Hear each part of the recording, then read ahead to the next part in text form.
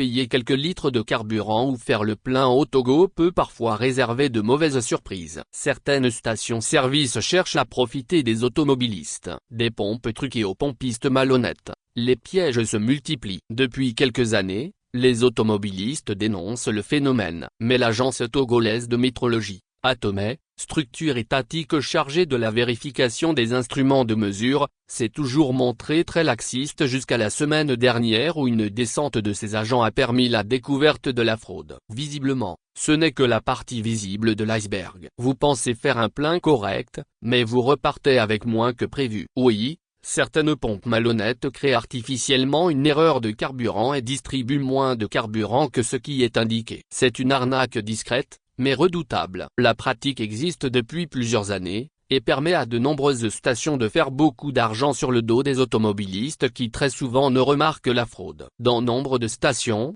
les pompistes vendent de l'air. Tu paies le même litre de carburant, mais la distance parcourue varie, a confié Messan, un conducteur de taxi-moto qui a souligné que certains de ses collègues ont aussi fait l'expérience.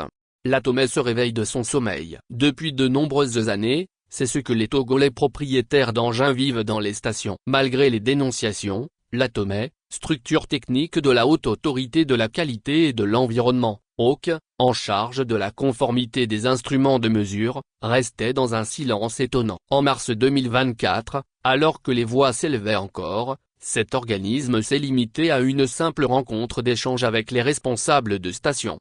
Actuellement, plusieurs vidéos circulent sur les réseaux sociaux incriminant certaines stations-service par rapport aux agissements de ces agents. Comme vous le savez, la main-d'œuvre que les stations-service emploient, notamment, les pompistes qui, influencent grandement sur le résultat de mesure. Face à cette situation, les autorités nous ont instruit de tenir cette rencontre d'information et de sensibilisation sur le respect de la réglementation en matière de métrologie, déclarait laconiquement Larry Arzuma Botré, président de la HAUQ à la fin des échanges qui n'ont servi à rien. Puisque les fraudes continuent de plus belle. Il y a quelques jours, dans une vidéo devenue virale sur les réseaux sociaux, un consommateur affirme avoir été servi près de 30 litres de carburant alors que son bidon ne peut en contenir que 25 litres. Cet incident, survenu dans une station visiblement affiliée à Total Energy, a soulevé une nouvelle vague de dénonciations. Le mouvement Martin Luther King, MMLK, se saisit de l'affaire et interpelle les autorités. Des informations persistantes font état de pratiques douteuses employées par certains pompistes dans les stations-service, visant à réduire discrètement la quantité de carburant réellement servi aux consommateurs. Bien que le nombre de litres affichés sur les pompes semble correspondre à la quantité demandée, de nombreux usagers constatent que leurs réservoirs ne se remplissent pas comme prévu, a souligné dans un communiqué datant du 3 mars 2025, l'organisation dirigée par Pasteur Edo Komi. Le MMLK exige également que des contrôles rigoureux et réguliers soient effectués par les structures en charge de la régulation du secteur pétrolier afin de mettre un terme définitif à ces irrégularités, a-t-elle ajouté.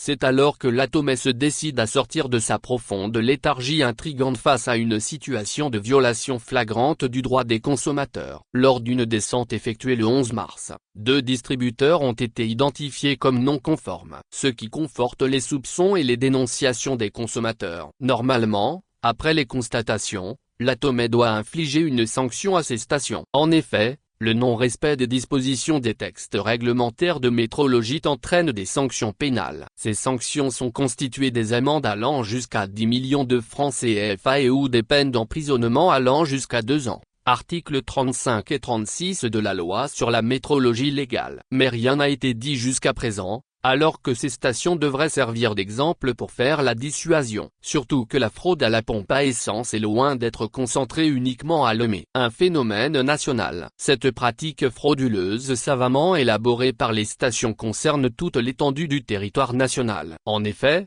certains Togolais dénoncent une arnaque généralisée dans les stations-service. Il est donc impératif que des agents soient déployés dans l'ensemble du pays pour effectuer des contrôles. Nul doute que d'autres stations de mauvaise foi seront épinglées. Dans ce Togo où les conducteurs d'engins à moteur triment pour s'acheter du carburant cher, certaines stations-service se plaisent à les arnaquer en ne donnant pas la juste mesure du prix payé. On achète 10 000 FECFA de carburant, ça ne fait même pas 20 km et le réservoir indique déjà la réserve. Pourquoi peut-on être si cruel? Pourquoi trafiquer les compteurs ou les indicateurs de litres de carburant pour gruger les gens? L'ATEM, l'organe de contrôle et de régulation, ne doit pas s'arrêter à seulement 11 stations d'essence à Lomé, mais faire le tour de toutes les stations dans la capitale et à l'intérieur du pays pour s'assurer que le consommateur a la juste valeur du prix qu'il a payé à la pompe, fulmine un analyste. En dehors des stations-service, l'ATEM devrait également se pencher sur les instruments de mesure, les balances et autres utilisés dans les poissonneries, les supermarchés, les marchés, les revendeurs de gaz domestique. Car l'arnaque à l'unité de mesure est bien présente dans de nombreux secteurs. Il est temps pour l'ATEM de mettre sur la place la liste de tous ces établissements ou entreprises qui grugent les pauvres populations. Le Mi et Blombelli. Source, lecorrecteur.tg. Actualité Featured.